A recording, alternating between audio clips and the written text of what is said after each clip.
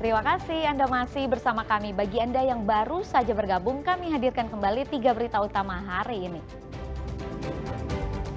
Karena tidak mendapat perhatian dari Bupati Demak dan Gubernur Jawa Tengah, korban banjir di Kabupaten Demak minta dikunjungi Gubernur Jawa Barat Deddy Mulyadi.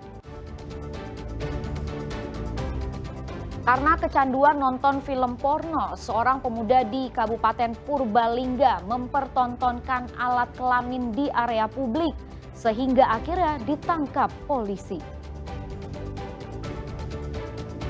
Jamu berbahan kimia yang diproduksi di Kudus dan Klaten dibongkar petugas dan 2 orang ditetapkan sebagai tersangka.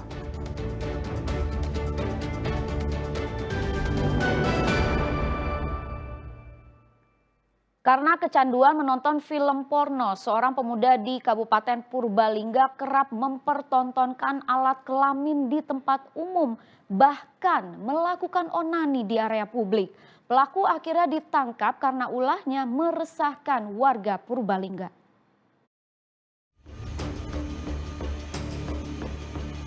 Pemuda berinisial RE berusia 24 tahun terekam kamera pengawas berbuat tidak senonoh terhadap seorang siswi. Ia memamerkan alat kelamin kepada seorang siswi di depan toko sembako di pelataran SMK Negeri 2 Purbalingga pada 25 April lalu.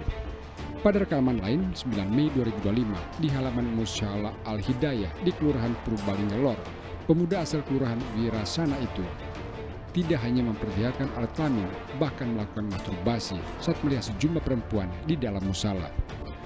Ulah pemuda yang sehari-hari bekerja sebagai karyawan swasta ini benar-benar meresahkan warga Purbalingga sehingga akhirnya polisi meringkusnya. Ia kerap beraksi dengan sasaran perempuan. Pada periode April hingga Mei 2025, pelaku tercatat sudah 5 kali beraksi. Berdasarkan keterangan pelaku, ia kecanduan menonton film porno sejak duduk di bangku SMP. Yang melanggar norma asusila yaitu mengeluarkan alat vital atau kemampuannya, dan kemudian pada lanjutannya melakukan senggama atau onani. Nah, ini memang diawali dengan perilaku dari yang bersangkutan yang gemar untuk menonton video porno.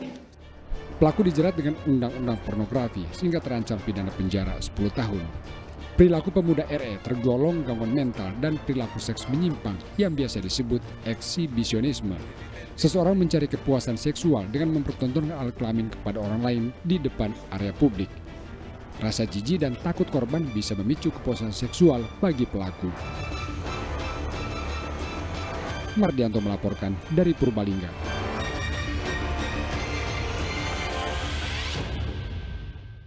Balai Besar Pengawas Obat dan Makanan BPOM Semarang mengungkap praktik pembuatan dan peredaran jamu ilegal yang mengandung bahan kimia. Sebanyak 2 pelaku ditetapkan sebagai tersangka dalam kasus ini. Ini merupakan barang bukti yang diamankan oleh BPOM Semarang terkait kasus pembuatan dan peredaran jamu berbahan kimia. Jamu ini diproduksi di Klaten dan Kudus. Kasus di Klaten ada 5 lokasi yang digunakan untuk memproduksi jamu ilegal. Lokasinya terletak di permukiman warga dan memiliki jaringan distribusi ke berbagai daerah di Indonesia. BPOM Semarang menetapkan 2 tersangka yaitu AT dan NM. Mereka diduga sebagai otak dari seluruh aktivitas produksi jamu. Jadi dalam 5 TKP itu memproduksi jamu dengan bahan kimia obat di dalamnya. Yang kedua adalah pabrik home industry terhadap pabrik obat.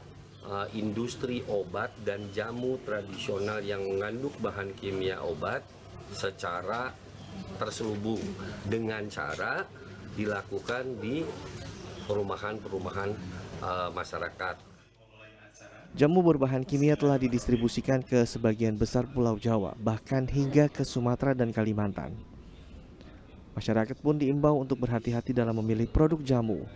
Bila perlu, pilihlah produk yang telah memiliki izin edar resmi. Karena mengonsumsi jamu yang mengandung kimia dapat merusak organ seperti gagal ginjal, kerusakan hati, kerusakan syaraf, dan lain-lain.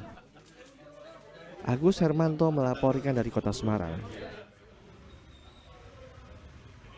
Program Sekolah Rakyat inisiasi Presiden Prabowo Subianto yang siap beroperasi pada Juli 2025 diupayakan mencapai target 100 titik. Saat ini Kementerian Sosial tengah melakukan asesmen dengan Pemkab, Pemkot, Pemprov, serta Kementerian PUPR untuk menambah kuota yang sudah ada saat ini.